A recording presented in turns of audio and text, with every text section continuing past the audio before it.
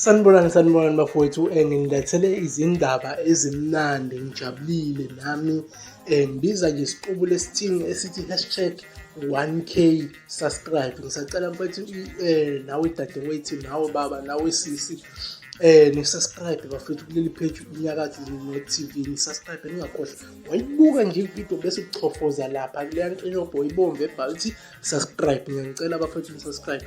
Indaba zanamhlanje zithi uMthandeni kwaManqele hambisana noNdlunkulu sebehlanganise ama-viewers awu-2.5 million. Ama-viewers awu-2.5 million. Okuma ama-viewers amaningi masiqhathanisa namanye ama-albhamu akhishwe ngalesi sikhathi.